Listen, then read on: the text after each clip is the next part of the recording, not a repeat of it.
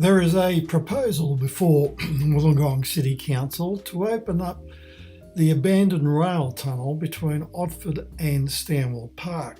Open it up to bicycle riding, walking, similar activities. However, this tunnel, which is 1.8 kilometres long, is also an environmental habitat. We have the southern boobook owl, nocturnal creature. We even have a microbat colony and other colonies in there, nocturnal, and we even have the yabby, also known as crayfish. They all live in this tunnel, and to jeopardise that is something that we cannot afford to do.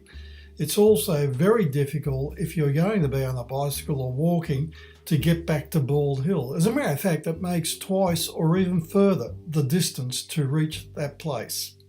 So to give you a better idea, here we have an aerial map, and we're showing you the way that they presently go, which is along Lawrence Hargrave Drive, basically where that black line is, and up there to Bald Hill. Now, if they use the tunnel, well, they would have to go along Chaldean Avenue up to Otford, and hey, where do they go from there? Back to Bald Hill, or most likely up a very steep Domville Road, very restricted. So what if they wanted to go back to Bald Hill? Well, they go this way back to Bald Hill, backtracking to there. And as you can see, it's really quite a distance. I mean, it's almost 2 to 3 times more. So what happens now? Well, here's an alternate method as well. We can go via Stanwell Park, Park Parade, and we could go along this road here at the front, and we go up there and we do a gradual zigzag like they do with the Swiss Alps, up slowly up to Bald Hill. This way they're not missing out on any of the spectacular coastal view. Okay, so going through the tunnel option, I mean, what happens if there's an accident there in this 1.8 kilometre tunnel? How do you get an ambulance in? Well, you don't. What if other things happen? I mean, the disturbance of the habitats of the wildlife, I mean, that's really just not on. And what about the graffiti morons that get in there? I mean, how will this thing be policed?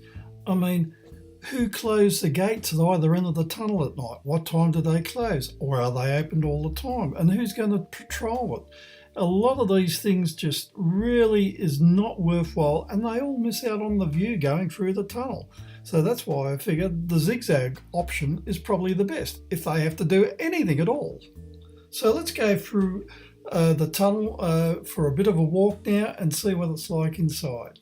Be careful with this water here, it's pretty breezy, when you're really slipping, you watch yourself. We're about to go in, get your lights ready. There's just a little bit of actually. No, it goes up under the roller. Yeah, they wormed it underneath the roller. This is the bit I'm worried about. Just be mindful of this. Yeah, that's right. Now when we get here, you'll hear the rush of the water in this. Here's some mushroom equipment. Oh. Okay. So this is this central drain. Now, Warwick, you want to get a photo of this all? Booble. That's a booble cow.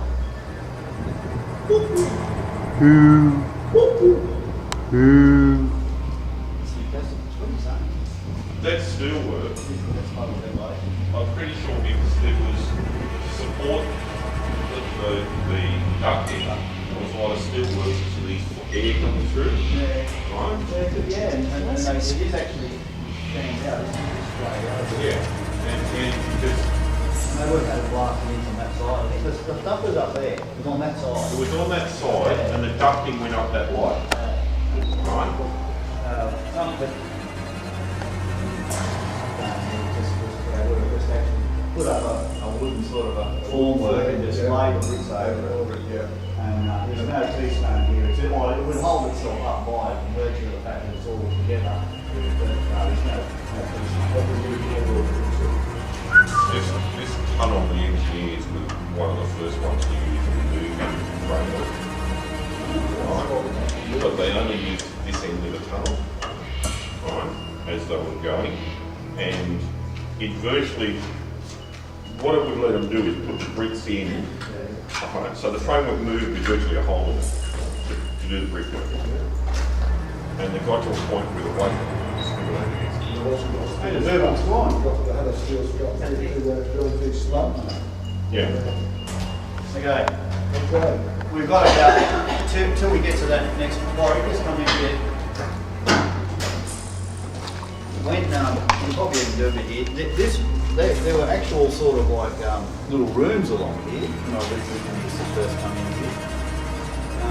Now it's actually going straight there, but the reason you can't see the south end is that the south end is actually, when we get down the south end, about this much of the tunnel will be filled by rubble that's just been washed down from this end. So when we get to the south end, we'll be sort of down about that level. So we'll be much closer to the top. And what was I going to say? Yeah. Well, Yeah. let's go. You got a toilet having a worry? No, I'm only going this far as I can see. Around about there's a limit.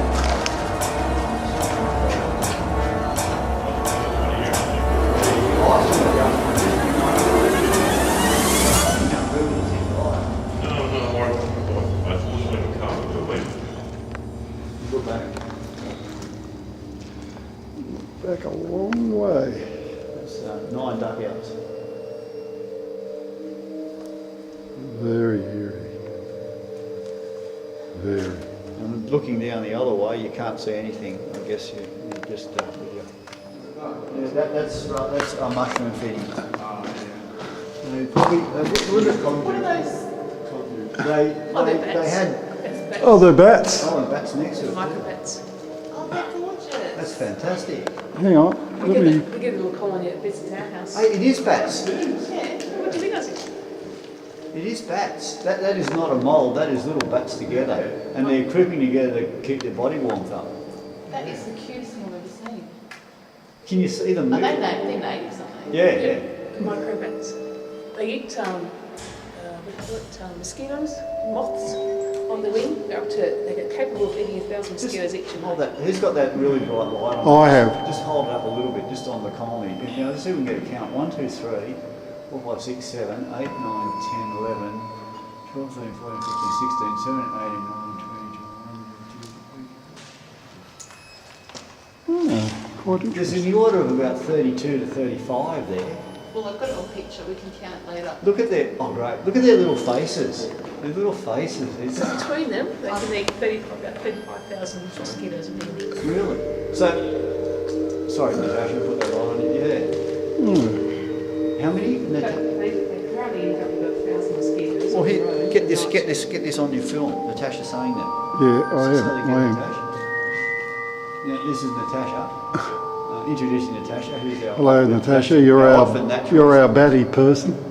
One of our native microbats, indigenous to particularly the area natural caves around Otford and the escarpment, but also, of course, they love to colonise these old railway tunnels. And they're fantastic for our environment and just our domestic living because they're capable of eating 1,000 mosquitoes and moths while flying per night. So in that little colony looking up there, they could be devouring about 20,000 mosquitoes in one evening. Or 30,000 if there's 30 of them. So definitely something to be preserved. That is wonderful. Extraordinary. We just sort of happened to see it at this point. We could walk the whole tunnel and never see it. Exactly. Glorious. You actually just lower down here, you can see again here sort of like more fittings for piping that the conduit that the mushroom mold would have had. They would have. Now, where is it? Right there. Oh. My light is that strong. Freshwater crayfish. You want me to hold Yeah, the light? no, actually the light is so strong in him. Take it off him. That's what I was trying to do. Where is he? Where my leg is at. Hang on, I'll go around. Oh yeah. Oh, I got him. So I thought maybe there was holes back there going into the dirt. I thought, what's that for? Yep, I got him. I see. Up here in your lake. No, that's fine. It's getting a good Oh, shot. geez, fast. Yeah, no, your light's reflecting now. Oh, Keep reflecting. it, yeah, keep it off him. Is that better? There must Yeah. be enough insect life washing down wind. I hope we don't find a gigantic one. Like in those old science fiction monster movies. Yabby dabby do.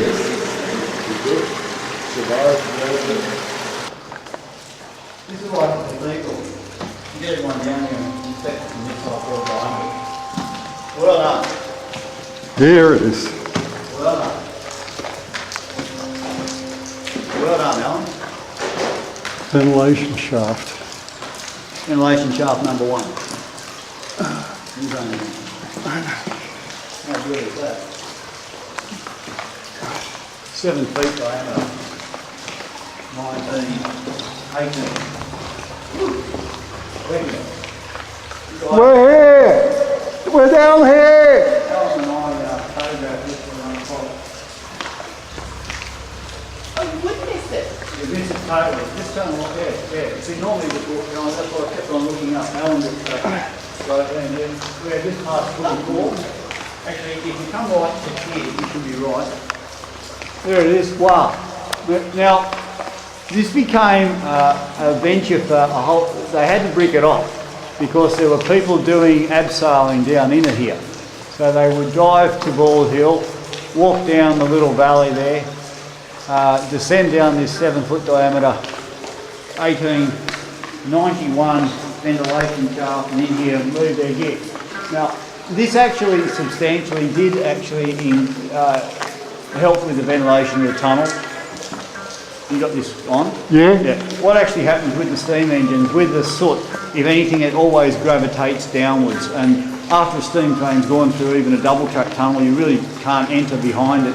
Certainly in the rising gradient, you can't come up. All the ash goes downwards, always goes downwards, and you can't get in behind it for about 15 minutes.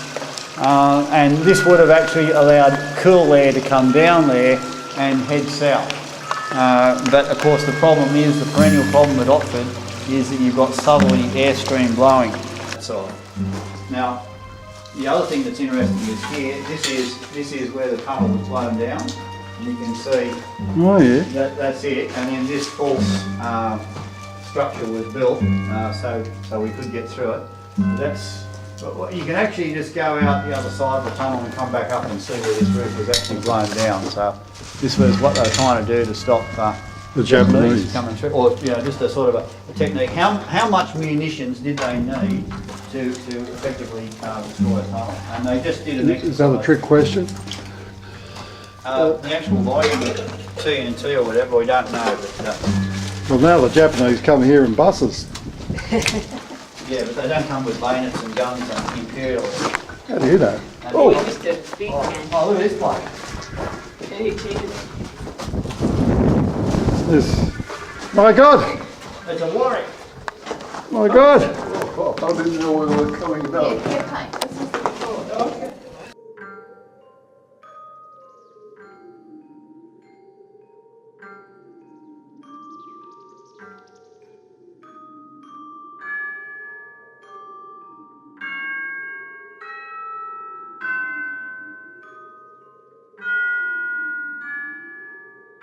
So here we are at the south end of the Otford-Stanwell Park tunnel, and one can only wonder how, as I said initially, how can this place be looked after?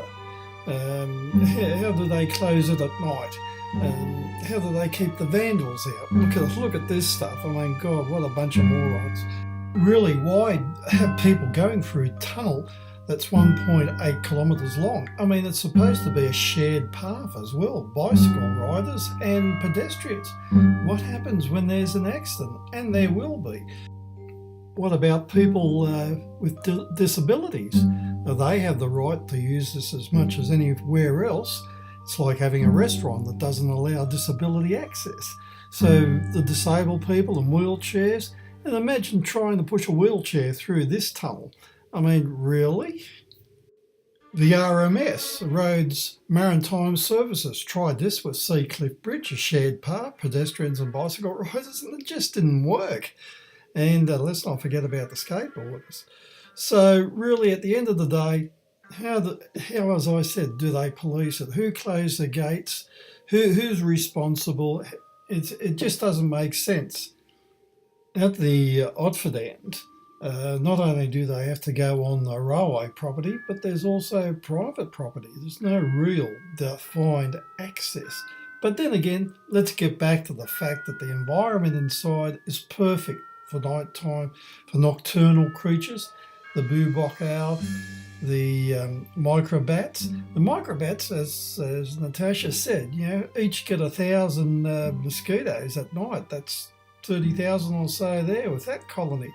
So they are really a benefit to the local area. So let's see what happens. Only the people can determine, but these are the facts. Oh, also, they want to spend $440,000, Wollongong City Council, on a feasibility study. Jesus, do an environmental impact statement first and say $440,000.